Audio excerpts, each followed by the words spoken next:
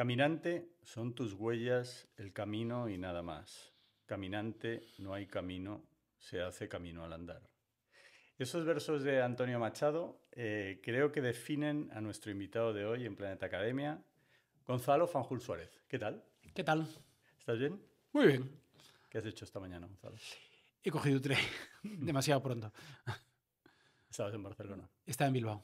Estabas en Bilbao. Sí, sí. Qué bonita ciudad, ¿eh? Sí. El centro del universo. Lo no sé es, si lo sabes. desde luego. Sí, sí. Ayer partido el Atleti. La ciudad revolucionada. Sí, pero parece ser que el resultado fue el de siempre, ¿no? Exacto. Jugaron como nunca, Jugaron perdieron nunca y como siempre. perdieron como siempre.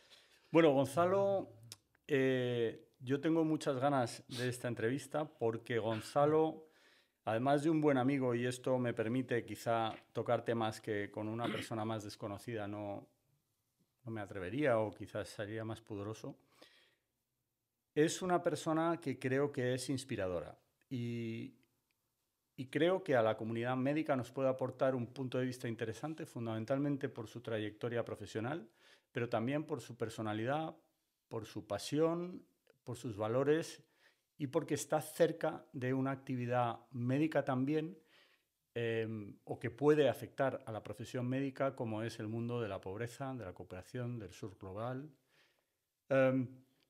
Esta es la primera de dos charlas, los dos Gonzalos, no diré más, ahí lo dejo, sobre este mundo que me interesa mucho y que además creo que es de gran calidad humana, ¿no? Si podemos hablar de eso. Gonzalo él se define como investigador y activista. Es el cofundador de la Fundación Por Causa, director de investigaciones. La Fundación Por Causa es una fundación de investigación, periodismo y migraciones. Os animo a todos a haceros socios de la Fundación Por Causa. Todo aquel que tenga interés en colaborar con organizaciones no gubernamentales, con fundaciones que se dediquen a ayudar a los que menos tienen. La Fundación Por Causa es sin duda una buena opción. Doy fe de ello, me responsabilizo personalmente de ello. Yo dono a la Fundación Por Causa y creo que es un buen destino para todo aquel que quiera colaborar.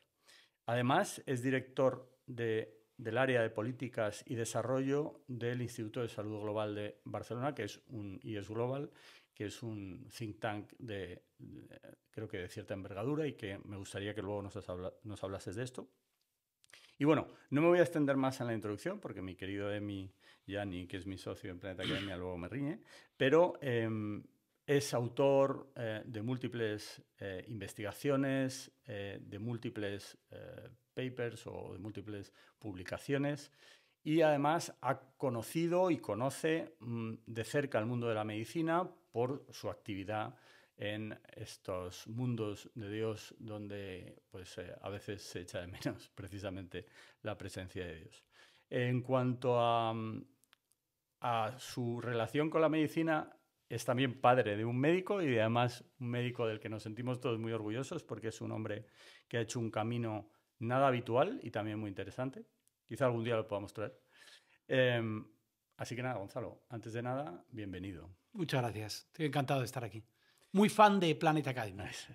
También hay que dar apoyo a Planeta Academy. Exacto. Vamos a empezar. Yo normalmente, sabes que en estas charlas empiezo preguntando un poco de dónde nace la vocación, cómo empieza la vocación de un médico o la elección de la carrera. En tu caso, ¿cómo fue? Bueno, yo creo que es en realidad lo que la carrera se deriva de la vocación. En realidad todo ha ido, es decir, todos mis pasos profesionales se han ido derivando de una vocación original, que es una vocación pues de justicia social, realmente, muy, en fin, si quieres, muy adolescente, muy entusiasta, en un momento de la vida, a los 16, 18 años, que es cuando me empiezo a exponer a la realidad de la pobreza, empezando en Madrid, en nuestra ciudad, y con una experiencia de voluntariado en Proyecto Hombre, con chavales que estaban haciendo programas de rehabilitación, y eso pues sencillamente me entusiasmó. Me pareció que para alguien a quien le interesaba la economía, como a mí, no tanto a las empresariales, que fue lo que estudié originalmente, sino la economía, era una manera fantástica de desarrollar una carrera profesional en el ámbito de lo que luego fue el desarrollo, ¿no? La pobreza internacional, ¿no? Y de ahí deriva todo, ¿no? Porque dices que te interesaba la economía, es decir, tú tenías ese interés genuino por el mundo de la economía. Bueno, sí, quiero decir, nunca he sido muy buen estudiante, he sido una persona intelectualmente mucho más aplicada después, pero sí, yo creo que la economía era la economía o el derecho era lo que más me interesaban al principio, ¿no? La economía es una ciencia fascinante. En aquel momento, además, era mucho menos matemática de lo que es ahora, y es en realidad, la economía es una disciplina profundamente política, ética, en donde se dirimen algunas de las preguntas fundamentales de nuestra sociedad, como por ejemplo cómo se redistribuye la riqueza y cómo alcanzamos bienes públicos comunes a través en fin, de instituciones, de normas, de ideas que contribuyan al bien común. Porque vas al Colegio del Recuerdo, si no me equivoco, Sí, de los jesuitas, y luego accedes a la Universidad de Comillas a estudiar economía, sí. ¿no? O sea que ahí, digamos que ya tenías dentro de ti una conciencia social y tenías esa inquietud social, ¿no? Sí, yo creo que yo soy un ejemplo de un producto muy jesuítico, de alguien En el buen que, sentido de la palabra. en el buen sentido, y en el otro también, probablemente, algunos te dirían que también, pero de alguien que a través de esos voluntariados que se fomentaban primero desde el colegio, pero después de la universidad, y la gente de la que me rodeaba, en su momento no eran gente relacionada, perdón, yo no era una persona relacionada con comunidades cristianas como tal, pero muchos de mis amigos sí lo eran. Luego sí me acerqué más a ese mundo, al menos durante un tiempo, pero era una gente que naturalmente estaba metida en estos asuntos. Trabajaba en barrios, trabajaba en temas de drogas, hacían voluntariados de verano. Yo tuve 2 experiencias de voluntariado en Chile en los años 90, en el Chile de los años 90, justo recién empezada la democracia, y en el año 92 también, que fueron absolutamente fundacionales para mí. Ahí es donde descubrí que de todas las cosas que podía hacer en el ámbito de la pobreza, el de la cooperación era el ámbito que más me interesaba, ¿no? Y en un país que ahora cuando le hablo a los estudiantes, hace poco hablaba a los estudiantes de comillas, cuando les decía, trataba de explicarles lo que a mí me hubiese gustado escuchar a su edad, a los 20 años, y les decía, pero tenemos una diferencia fundamental. Vosotros llegáis a la madurez en un mundo distópico y yo crecí en un mundo utópico. Yo crecí en la Europa de los años 90, la España de una democracia joven, donde todo iba mejor y además todo era relativamente predecible. Si uno hacía A, B y C, sabía que luego venía D y E, iba a tener muchas dificultades. Algunos teníamos una situación de privilegio original por razones de familia o por el país en el que nacimos, pero en general, digamos, todo el mundo tenía una oportunidad, ¿no?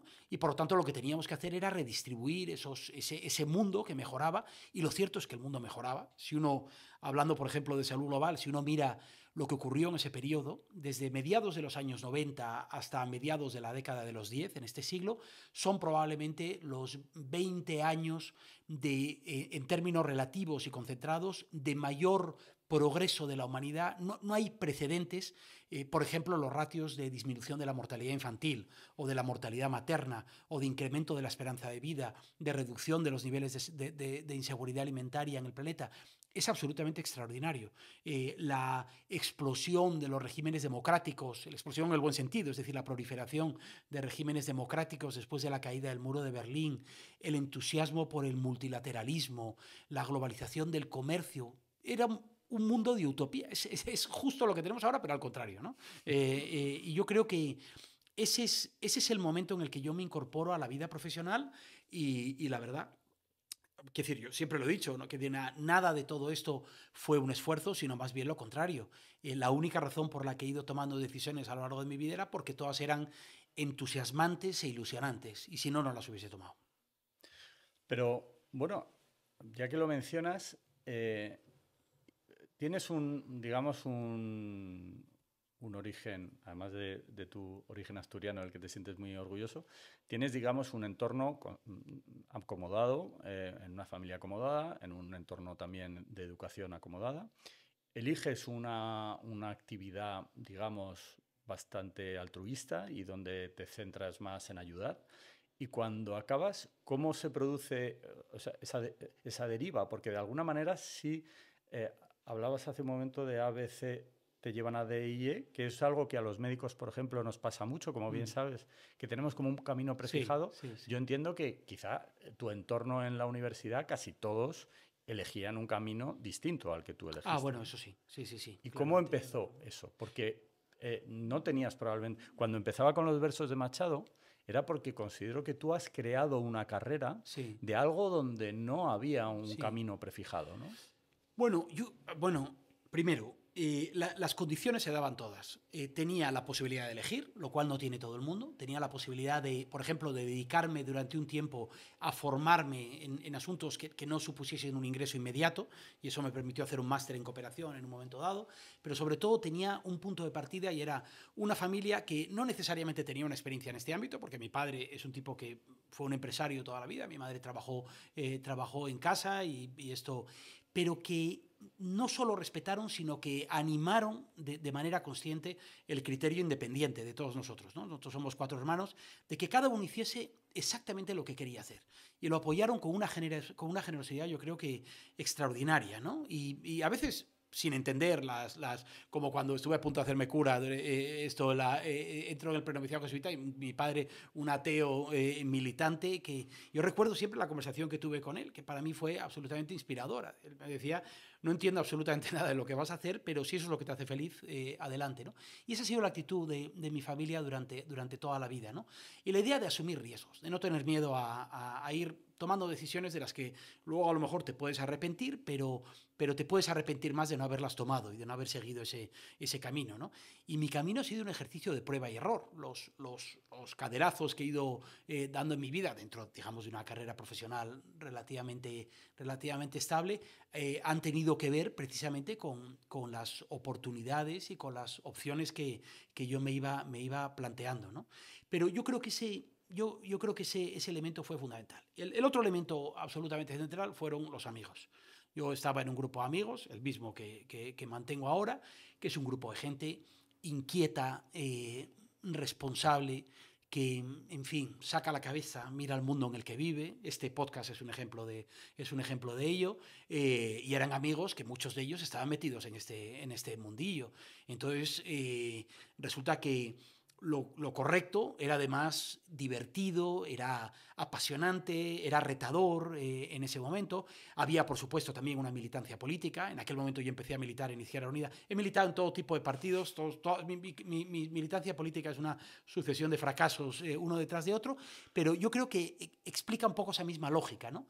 La necesidad de involucrarse, de ponerse a tiro, que es algo que a mí me parece fundamental. Cuando hablo con mis hijos, que están ahora, bueno, el mayor ya es médico y ahora empieza una carrera profesional y las otras 2 están estudiando, yo siempre les digo, vuestra vida profesional va a depender en parte de vuestras capacidades, de lo que sabéis hacer y de lo que tenéis capacidad de hacer, en parte de los recursos que tenéis a vuestra disposición. Es evidente que nacer y estudiar en Madrid o en una familia relativamente acomodada es mucho mejor, tienes más oportunidades que en otro sitio, pero en parte tenéis que preguntaros qué demonios aporto yo a lo común.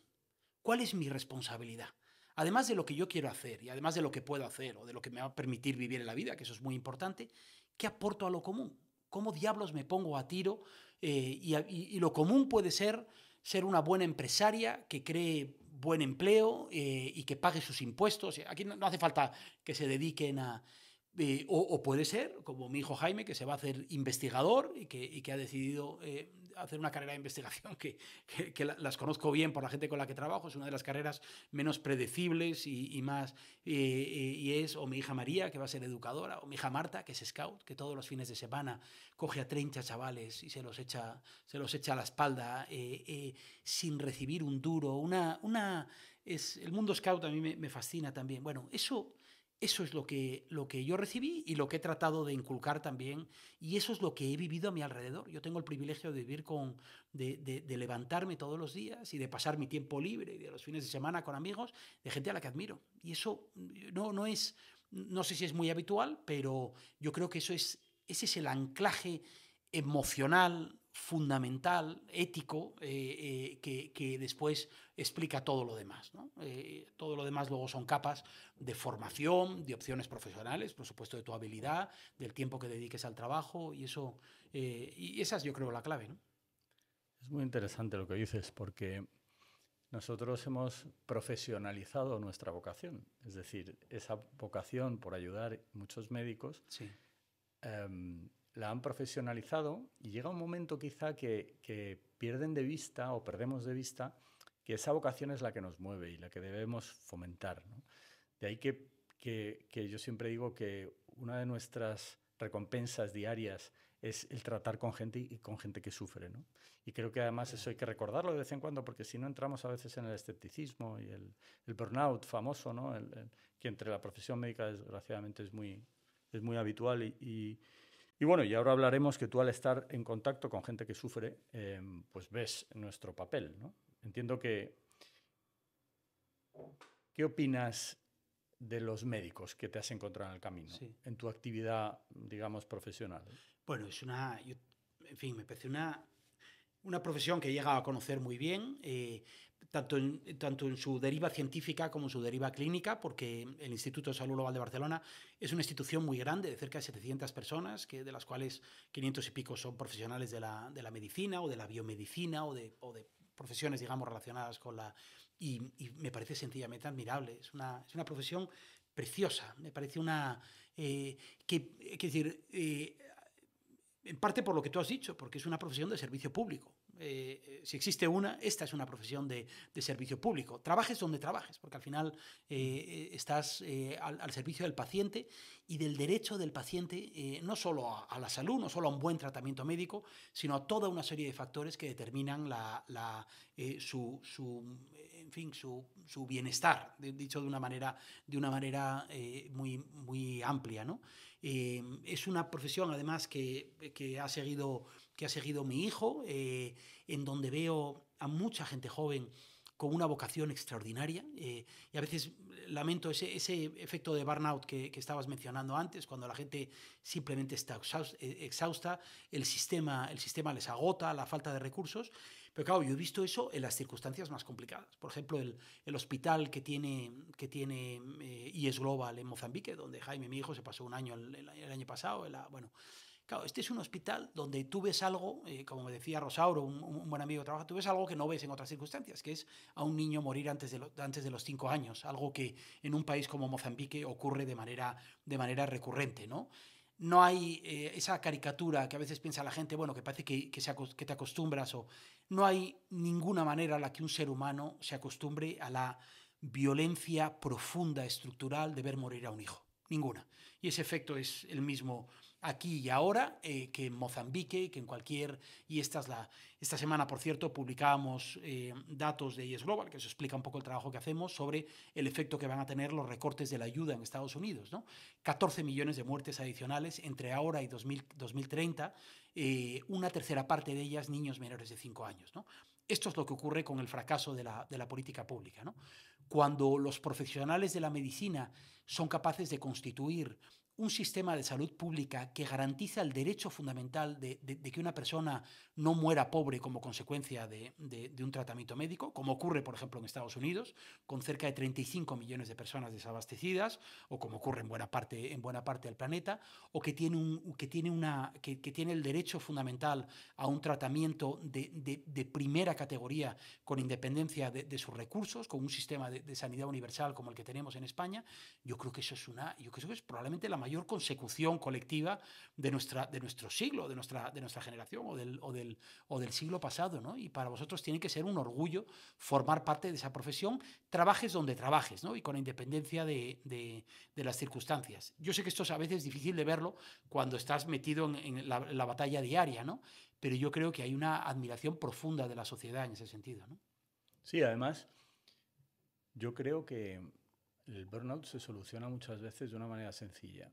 En la especialidad que uno tenga, en el paciente más crítico de esa planta, ir a pasar un rato. Sí. Esto es algo que yo siempre menciono a mi maestro Gaspar Ibarlucea, que era un tipo que se sentaba en el butacón de la habitación del paciente, del familiar, y estaba un rato hablando con él, ¿no? Sí.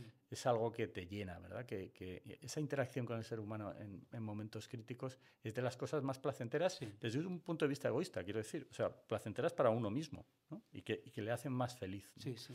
Y probablemente de ahí el que cuando hay médicos que se van, el otro día Cristina Ballesteros, una buena amiga y una compañera, decía que ha estado una semana en Honduras en unas brigadas que se han pagado ellos el viaje, de hecho no ha sido, digamos, que no hay ningún problema en financiar ese tipo de actividad, pero vamos, que en este caso creo que tiene mérito doble, ¿no?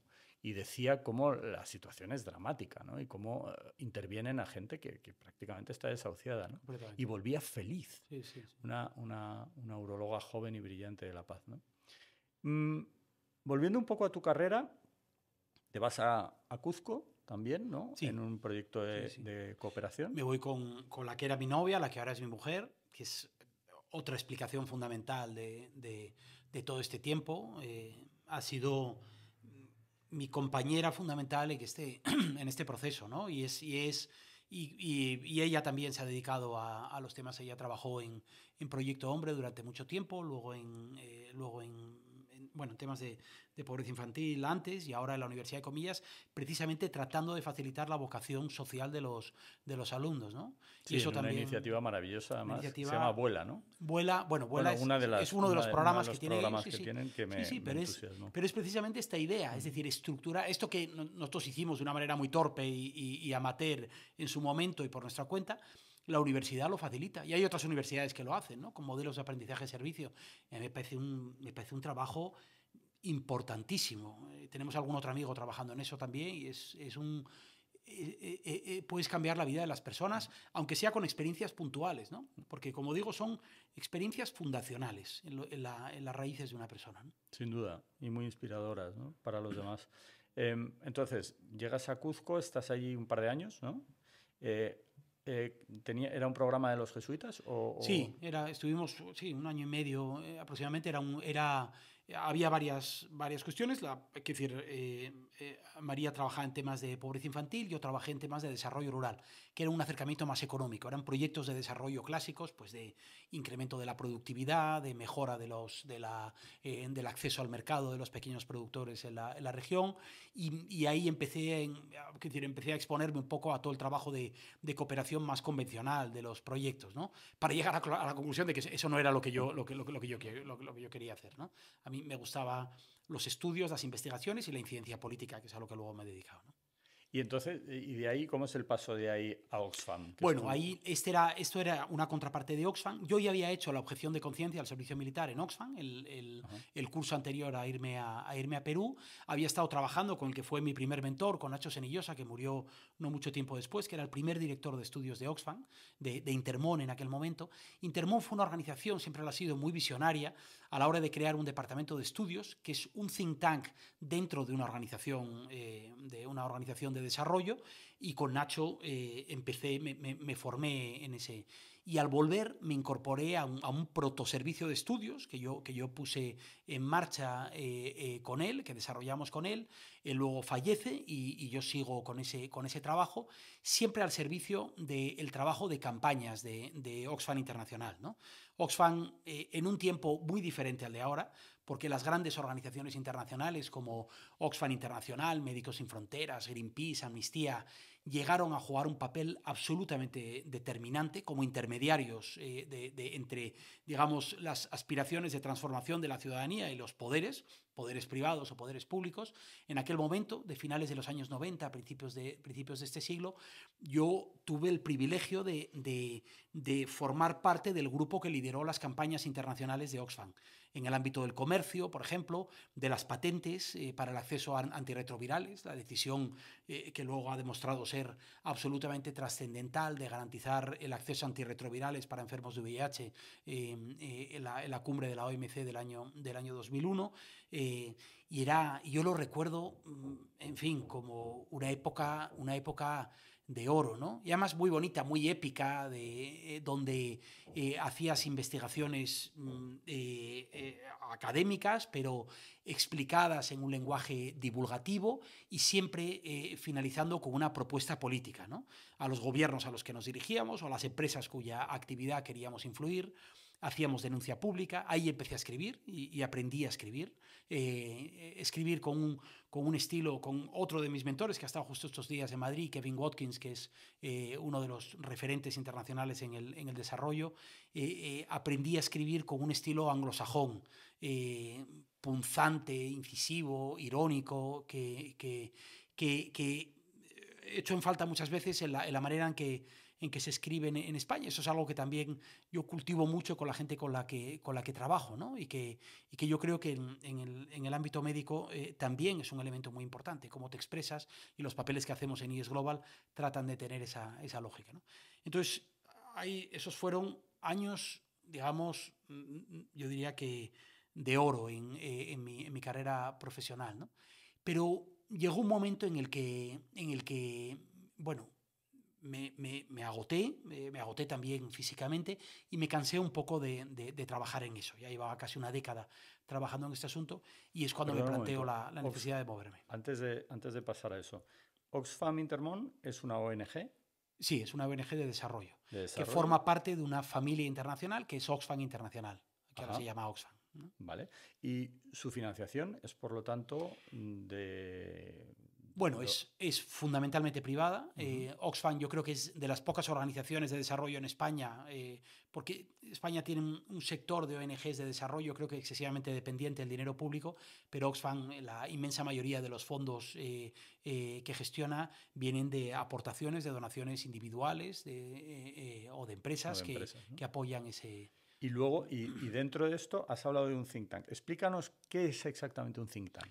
Bueno, un think tank es la traducción propia al castellano sería un laboratorio de ideas. Es un espacio de análisis y de investigación, a veces investigación original, pero muchas veces de análisis de la buena investigación disponible, que en realidad actúa casi como un ámbito de intermediación entre el ámbito académico y la política pública, ¿no? o la práctica privada, ¿no?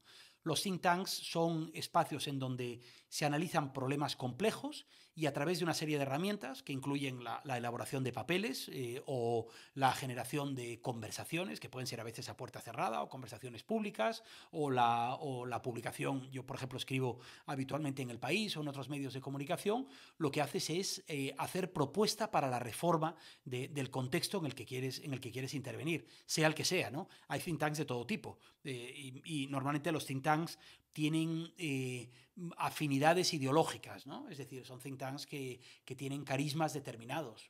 Por ejemplo, buenos think tanks de economía de corte más liberal, que lo que tratan es de promover una agenda de economía liberal en diferentes ámbitos, o think tanks especializados en cambio climático o en medicina. Hay think tanks extraordinarios como el Center for Global Development en los Estados Unidos, con el que colaboramos habitualmente, que tiene un equipo de especialistas en política sanitaria pública y de salud global, que hacen recomendaciones constantes que han sido fundamentales para avanzar en la política pública en ese sentido, ¿no?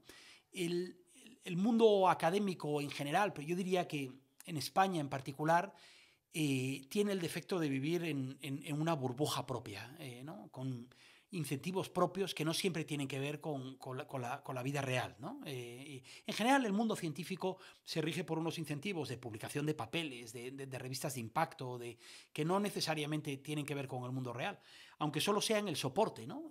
Los papeles académicos son absolutamente ilegibles para el común de los mortales, aparte de ser aburridos, y porque yo creo que no hace falta ser aburrido para escribir bien en el ámbito académico, ¿no? Yo creo que los think tanks... Eso, perdona que te interrumpa, ¿sí? Es una cosa que yo hablaba el otro día con una residente, con Alejandra, que le decía, cuando vas a escribir un artículo no hay que perder de vista que estás contando una historia. Absolutamente. Es decir, absolutamente. Y es algo que yo recuerdo, uno de mis últimos artículos durante la pandemia, mi jefe me dijo, está muy bien escrito. Y digo, hombre, es que creo que la redacción y la narrativa de un artículo es, si cabe, más importante que de una novela, ¿no? Porque todo el mundo debería formarse en la capacidad de narrar oralmente, de narrar por escrito, de encontrar los mecanismos para contar bien una historia. Yo creo que eso es absolutamente cierto. En todas las profesiones, yo creo que un buen médico, una buena médico que se dirige a un paciente tiene que ser capaz de trasladarle una información de una manera eficaz, Y la manera eficaz no es la que le vale a los profesionales que pueden entender los tecnicismos, sino la que traslada la información que es necesaria a su destinatario, al receptor de ese mensaje, ¿no? Y esto es válido en todos los ámbitos, pero ciertamente en el ámbito de la política pública, ¿no? Escribir de forma concisa, en mi opinión, de manera incisiva. Yo utilizo mucho la ironía o el sentido del humor para escribir, porque creo que es una manera de... Antes, en la presentación, decías... me presentabas como investigador y activista, y esto a mucha gente, a los investigadores, por ejemplo, para el prurito de los investigadores, no te digo ya los académicos, les parece un demérito tacharse de activista, porque parece que pierdes objetividad, Sí. y yo no lo creo. Yo creo que el activismo lo que denota es entusiasmo por unas determinadas causas, ¿no? Los papeles que nosotros escribimos, desde luego los que yo escribo, los artículos que escribo, están perfectamente contrastados, y si no estuviesen bien contrastados, eso iría en contra de mi credibilidad, ¿no? Pero al mismo tiempo persiguen un objetivo, ¿no? Y yo creo que el activismo lo que explica es la pulsión, el entusiasmo por tratar de transformar algo. Y eso, yo creo que en el activismo ahí sí hay un componente político, no partidista, pero sí político en el sentido de la gestión de lo común, en fin, que yo creo que permea todo lo que hago y todo lo que hace la gente con la que trabajo, ¿no? Sí, fíjate, pero podríamos estar un podcast entero hablando de eso, que hace un momento hablábamos de financiación privada. Es decir, que Sí. a veces esa frontera entre lo público y lo privado, bueno, no tiene por qué ser, como bien dices, un tema ideológico, sino un tema más de gestión de recursos. Absolutamente, ¿verdad? absolutamente. Y es lo que a veces creo que se puede confundir, ¿no? Mira, yo digo muchas veces en los temas en los que yo trabajo, a veces temas políticamente radiactivos, como el tema de la migración, yo creo que hay que ser ferozmente independiente en la manera en la que se trabaja. Nunca hay que ser equidistante, porque no hay equidistancia entre la pobreza y la riqueza, no hay equidistancia entre el machismo y el feminismo, no hay equidistancia entre la xenofobia o el racismo y la diversidad o la inclusión y el reconocimiento del otro, ¿no? Yo creo que hay que tomar partido. Y hay que tomar partido de manera firme. Y todos y todas estamos expuestos de manera constante a la necesidad de tomar partido. Desde las pequeñas conversaciones con los amigos o con la familia hasta las exposiciones más públicas, ¿no? Y es un partido que tomamos con nosotros mismos para empezar, ¿no? Por eso yo hablo de activismo. El activismo es casi, yo diría que la inoculación contra esa equidistancia, esa supuesta neutralidad, que al final es una posición de parte, ¿no? Además que es una actividad que creo que, como bien dices, todos debemos hacer, no solo el activismo, sino la política, la bien entendida política, ¿no? Qué mejor actividad intelectual que pensar que puede ser bueno para ti, para tus conciudadanos y para el ser humano, al fin y al cabo, ¿no?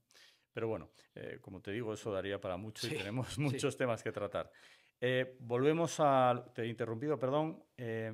¿Te cansas un poco de Oxfam? ¿Te cansas quizá del... Bueno, no de Oxfam, de tu actividad? El fin de una etapa, sí, yo creo. ¿Y de ahí surge Kennedy School? No. Sí, una amiga, una compañera que estaba, la que fichó para mi equipo, que viene de estudiar en Harvard un máster de desarrollo de 2 años, me dice, oye, esto es algo que tú tienes que hacer, ¿no? Cuenta un poco qué es el curso de... Esta es lo que ellos llaman en Estados Unidos una escuela de política pública. Una escuela de política pública es una escuela de todo lo que tiene que ver con lo público, con lo común, con los asuntos de interés común, ¿no? Lo que pasa es que no está ceñida no solo para funcionarios, sino para todos aquellos que en el ámbito de la empresa privada o de la ciencia o de la medicina o de cualquier otra profesión trabajen en cuestiones que tienen que ver con el interés público, ¿no?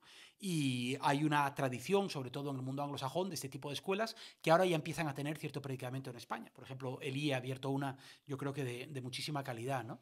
Entonces, claro, yo ya tenía, cuando me planteo esto, ya tenía 30 largos. Yo voy a tener 35, 36 años. Ya tenías hijos. Sí, ya tenía 3 hijos. Yo no estaba para hacer un máster, un posgrado al uso de la... Y sin embargo, este programa en la Kennedy tenía una... Está en Harvard, ¿no? En Harvard, de la Universidad de Harvard, la Escuela de Política Pública de la Universidad de Harvard, tenía un programa de lo que llaman mid-career, es decir, orientado a profesionales que ya tienen una trayectoria pública, a veces más larga, pero una trayectoria pública, una trayectoria profesional de una década por lo menos, que lo que quieren es frenar y de nuevo ponerse a tiro. Formarse. Replantear, formarse y darse la oportunidad de reconsiderar su carrera profesional, ¿no? Y eso es lo que hice, la verdad. Tuve de nuevo mucha suerte porque recibí una de las últimas becas que concedió Caja Madrid en aquel momento. Nunca me hubiese podido permitir ese programa, que son casi $50.000 en un año. Es ridículo el coste de ¿Y este a esto programa. puede acceder, por ejemplo, un médico puede acceder a cualquiera. Y de hecho, si eres funcionario público, tienes muchas más posibilidades porque hay unas becas reservadas, con beca incluso de Fulbright, que puedes... O sea, esto es algo que se puede plantear todo el mundo. Los que me escuchen, que sean funcionarios públicos, que sepan que su administración no lo va a valorar lo más mínimo, pero eso es lo de menos, porque lo importante es que lo valoren ellos y su contexto y el impacto que van a tener en su trabajo, ¿no? Y yo, cuando la gente me pregunta cuál fue mi experiencia, yo solo se me ocurre una manera de describir lo que es un parque de atracciones. No me dio tiempo a subirme en todos los cacharritos que tuve. Los cursos, por supuesto. Los 8 créditos que eran obligatorios hacer y los 2 que yo sumé, incluyendo una cosa que llaman un Reading and Research, con Lamp Pritchett, con un profesor, que es la posibilidad de trabajar individualmente con un profesor que te interese en un tema que te interese para escribir algo conjuntamente. Ahí hice uno de los papeles más interesantes que los que he tenido oportunidad de participar en el ámbito de la política migratoria, de reforma de la política migratoria, pero la parte académica es casi solo un tercio de lo que haces allí.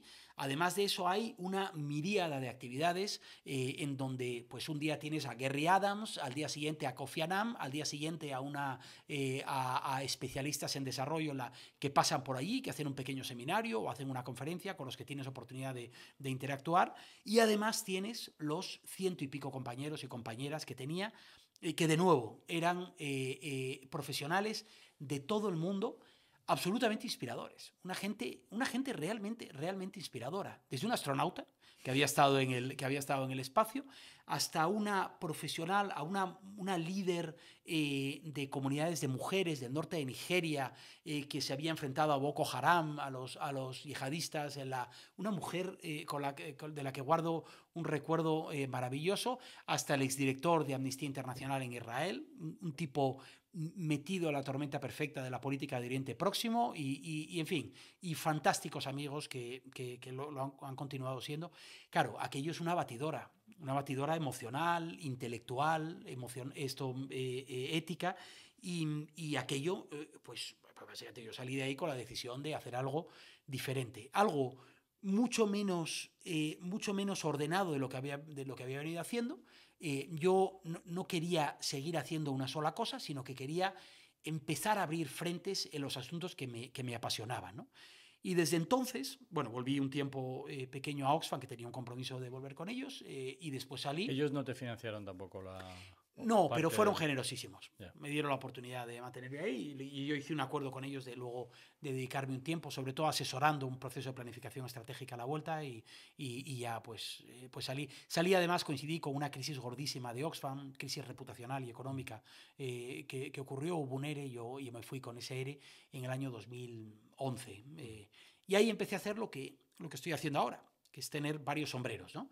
El Instituto de Salud Global de Barcelona, donde hago un trabajo más parecido a lo que venía haciendo en el ámbito de la cooperación, pero centrado en salud global, y en una institución científica. Es decir... Cuéntanos un poco cómo funciona el IES Global. Pues IES Global primero, es un centro de ciencia. ¿Cómo se forma? Se forma en el año 2000, aproximadamente en el 2010-2011. Yo fui una de las primeras personas que entró ahí en ese.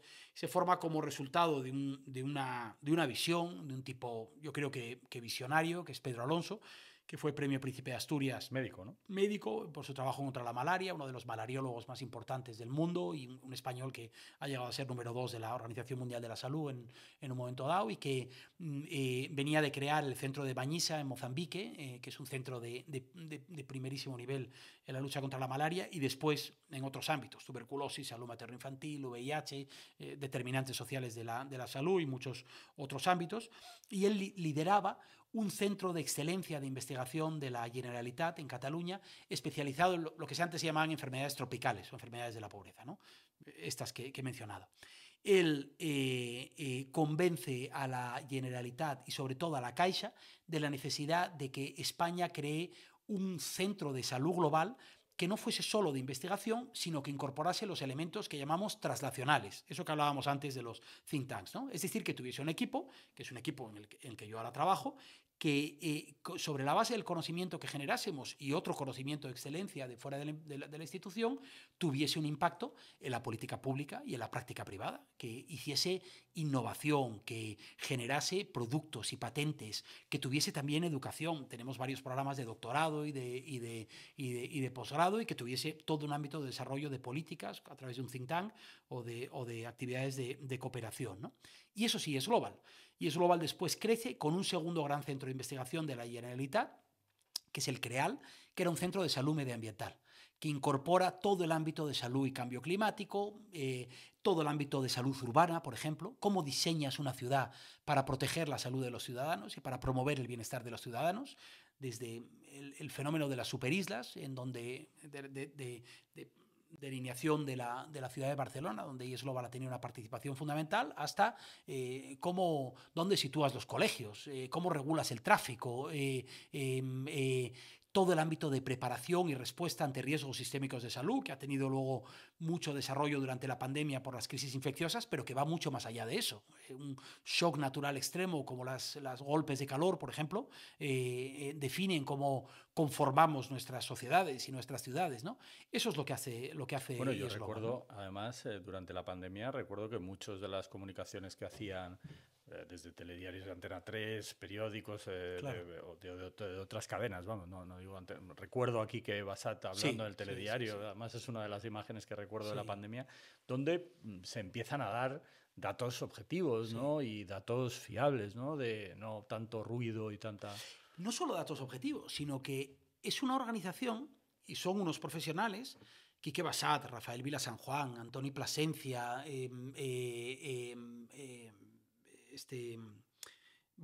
Jordi Vila, el responsable de antimicrobianas, médicos de primer orden, que se atreven a asumir riesgos, lo cual no es habitual en la comunidad científica, que es extremadamente conservadora. Ya el mismo proceso de producción de un papel es extremadamente conservador, pero todo fue un laboratorio en tiempo real durante COVID.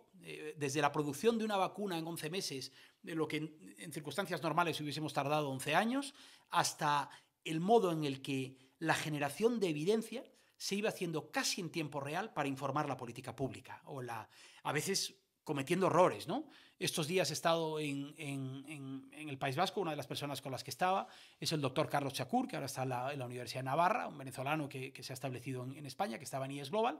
Este es un tipo que hizo un trabajo pionero sobre el uso de la ivermectina en la lucha contra la malaria, y que en un momento dado se ve en lo que, en fin, en términos técnicos podría calificarse como una tormenta de mierda, es decir, de una legión de negacionistas que deciden que la ivermectina es la manera de curar COVID, ¿no? Por cierto, entre los que estaba el tarado de Robert Kennedy Jr., hoy secretario de Salud de los Estados Unidos, un personaje peligroso donde los haya. Bueno, pues claro, este es un médico que podía haberse quedado escribiendo sus papelitos y en su laboratorio, mirando y haber dejado a otros que, bueno, pero se exponen y asumen riesgos, porque ese era un momento en el que la sociedad necesitaba esto. Es verdad que una situación muy dramática, de absoluta emergencia, pero eso es en realidad lo que está ocurriendo durante todo el tiempo.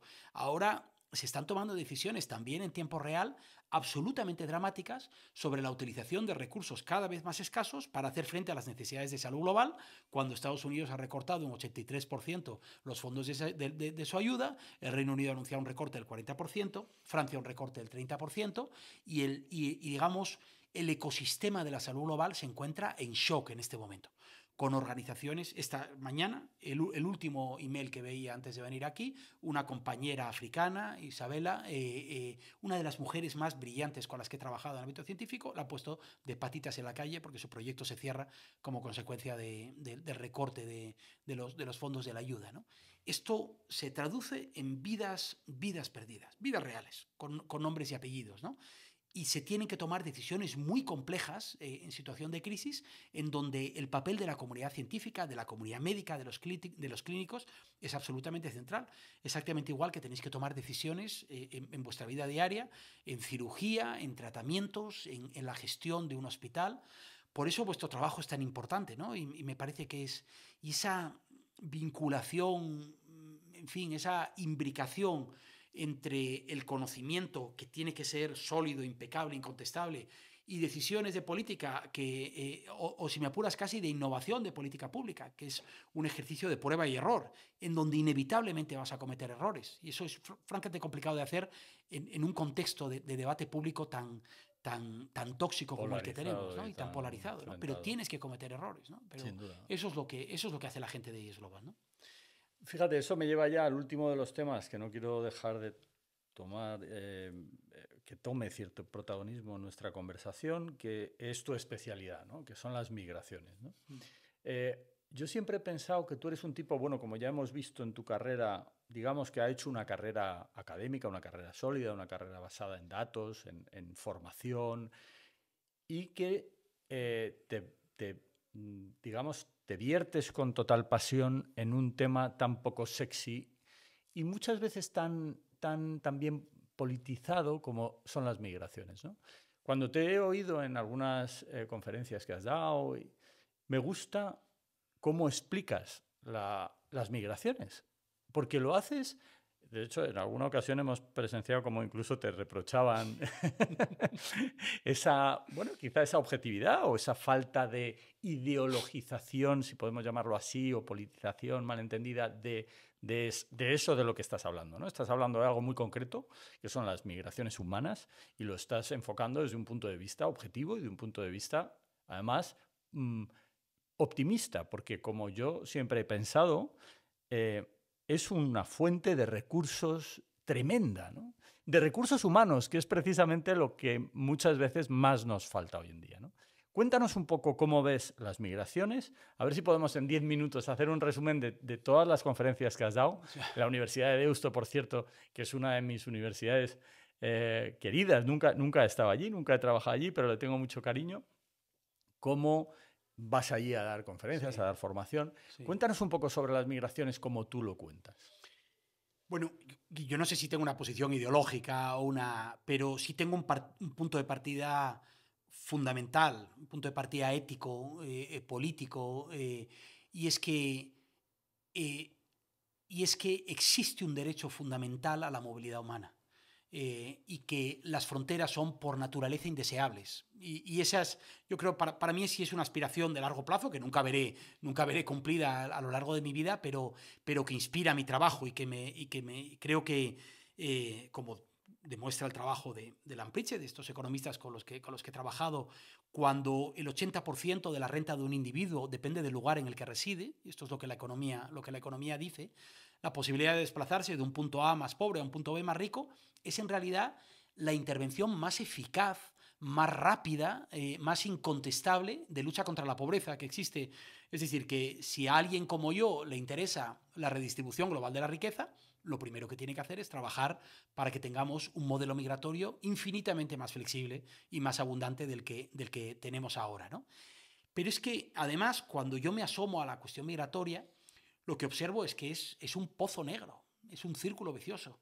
Es un pozo negro de violación de derechos fundamentales, en donde estados perfectamente sofisticados, estados de derecho perfectamente sofisticados, como el nuestro, como España, aquí no hablo de Trump o de Víctor Orbán o de estos otros animalitos que hay en el espacio exterior, sino que hablo del poster boy de la democracia, de la socialdemocracia internacional, como Pedro Sánchez, lo que está haciendo es cruzar todo tipo de líneas rojas en nuestra política de fronteras, financiando autocracias en el Sahel para que violen derechos fundamentales, para que detengan a los migrantes en origen y destino. Y por lo tanto creo que este modelo migratorio arrastra a nuestros estados de derecho por un sumidero indeseable, ¿no? Y es inmoral.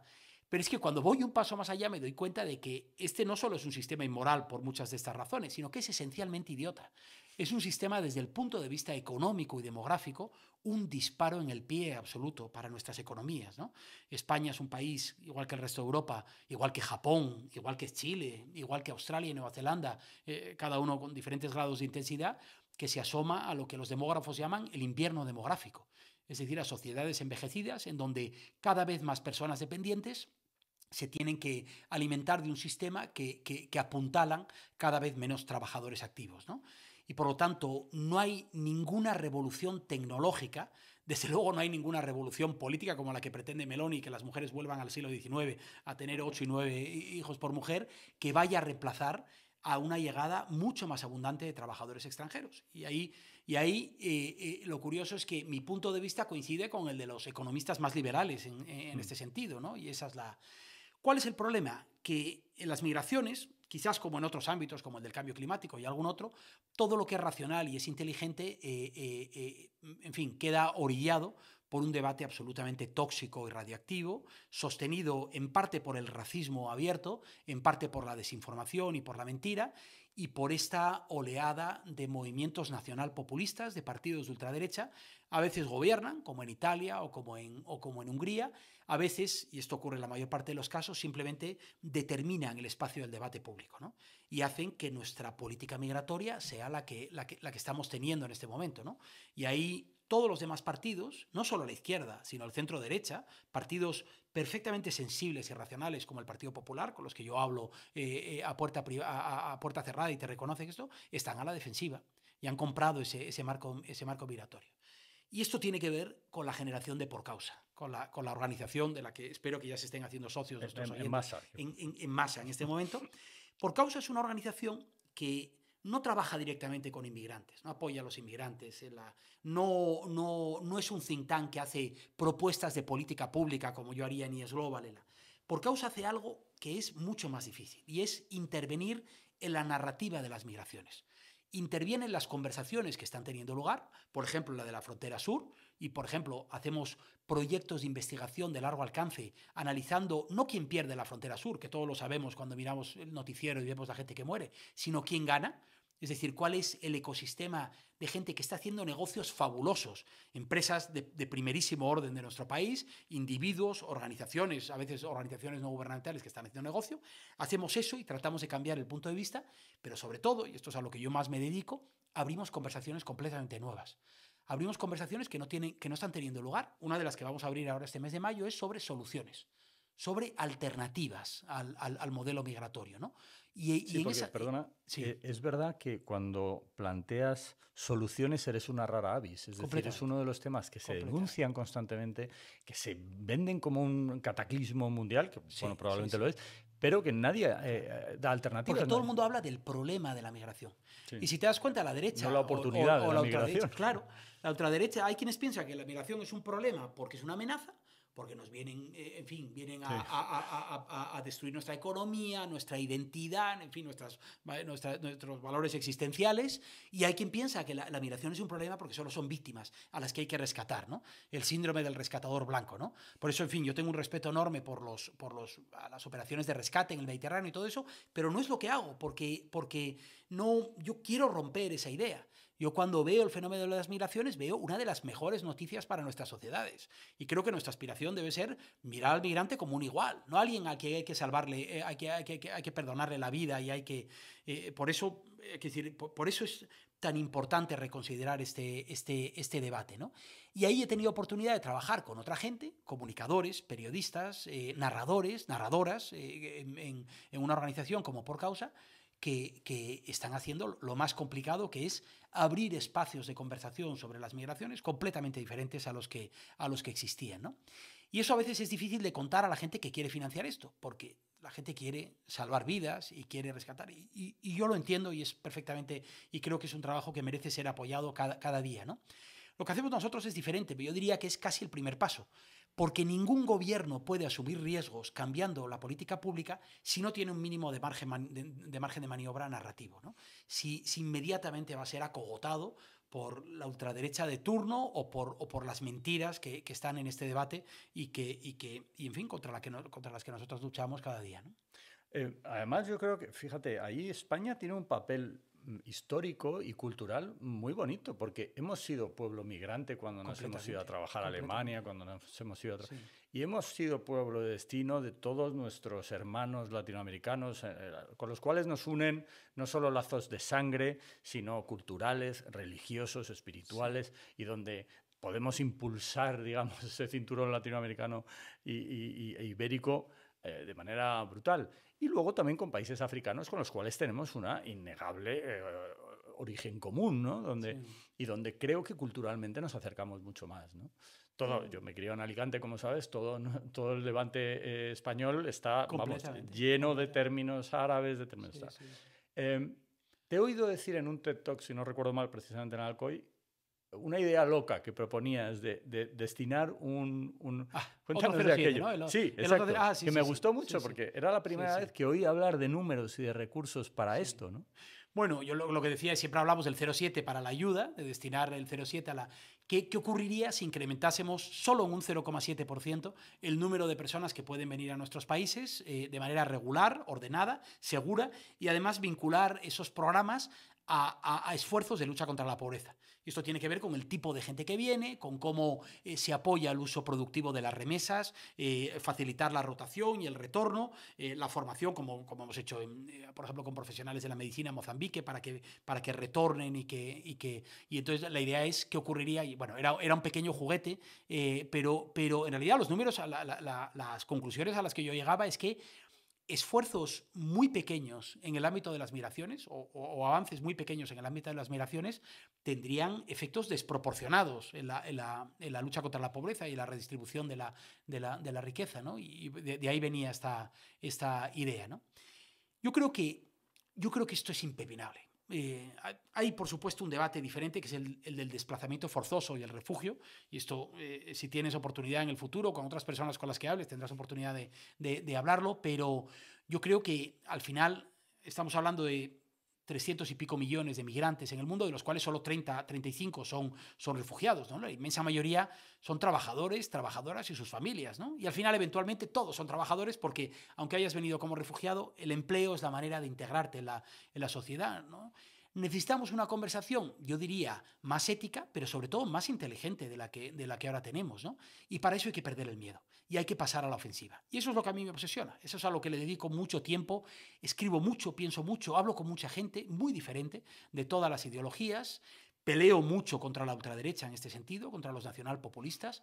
Creo que son partidos anticientíficos, crueles, que son partidos mentirosos, y al mismo tiempo trato de entender bien a sus votantes y trato de acercarme a sus votantes para entender qué hace que estos partidos hayan llegado con tanta eficacia a las tripas de la gente y a las peores pulsiones de la gente, a su miedo, a su frustración, a su inseguridad y a su debilidad, ¿no? Precisamente para construir narrativas emocionalmente eficaces, que es lo que hace Por Causa en ese sentido, ¿no? Ahora sacamos un libro en mayo, escrito por mi compañera Lula Rodríguez Alarcón, que se llama Activistas del Amor, narrativas del amor. Parece muy flower power, no es erótico, lo siento, esa es la mala noticia para nuestros oyentes, pero habla del poder extraordinario de la empatía, de la compasión y del amor para transformar nuestra sociedad.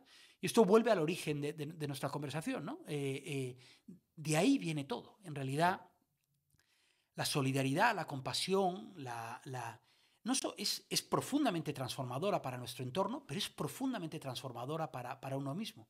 Es un motor de felicidad y de cambio. Yo creo que, y eso es lo que yo creo que entronca con la vocación de mucha de la gente que entra a la medicina, ¿no? Que es una vocación de servicio. Bueno, habrá quien quiera poner una clínica de cirugía estética y, en fin, ganar mucho dinero, pero yo creo que hay una vocación de servicio, y esa vocación de servicio sencillamente te hace feliz. Y creo que eso tiene un valor extraordinario, ¿no? Sin duda, sin duda. Que incluso al que hace una clínica estética para ganar mucho dinero puede también compaginarlo, ¿no? Es decir, esto es inclusivo como aquel revolucionario que fue Jesucristo. Sí. Dijo, el amor está en el centro de todo, suena cursi hoy en día, pero es una escuela de valores, es una escuela de actividad productiva, es una escuela de felicidad al fin y al cabo, ¿no? Y cuando lo aplicamos como lo haces tú a tanta gente desfavorecida o como muchos de nuestros oyentes hacen cada día cuando se levantan, pues yo creo que es muy inspirador y es un motivo de optimismo y alegría. Pero fíjate, esto no es alguien como yo ayudando a gente desfavorecida, no. Bueno. Esto es cambiando nuestra sociedad. Y esto, hay que decir, aplica a las migraciones, pero aplica a la salud, exactamente. Yo creo que en COVID todos tuvimos oportunidad de ver por qué sistemas más justos son sistemas más eficaces y mejor protegidos, ¿no? Y yo creo que uno de los leitmotivs de mi carrera profesional ha sido: lo correcto también es lo inteligente. Un estado del bienestar poderoso, bien financiado, justo, creíble, legítimo para la sociedad, es la mejor inversión que podemos hacer en el interés propio, no ya solo en los beneficios para los demás, ¿no? Por eso creo tanto en el valor de la medicina, desde luego en un buen sistema público eficaz, probablemente más eficaz que el que ahora tenemos, pero fundamentado en el derecho esencial de cada individuo a la salud, casi como punto de partida de todo lo demás, ¿no? Y sobre todo bien gestionado, Bien gestionado. Que es lo que tanto un color como otro falla. Completamente. En la gestión de este sistema público de salud, ¿no? Y eso no lo hemos hablado, pero mi experiencia profesional es una experiencia precisamente de innovación y de participación compleja de actores públicos, privados, y me he encontrado lo mejor y lo peor en cada parte, ¿no? Pero cuando ves lo mejor de cada parte, los mejores funcionarios, algunos amigos nuestros que son para mí un ejemplo y una inspiración, y la gente en el sector privado que está cambiando, también tenemos alguna amiga en ese sentido, en el mundo de la inversión, eso es un privilegio, ¿no? Muy bien. Muchas gracias. Me quedo con la sensación de que nos quedan temas por hablar, así que no sé, quién sabe, alguna tertulia quizá. Fantástico. Muchas gracias, Gonzalo. Muy bien, gracias a ti. Muchas gracias.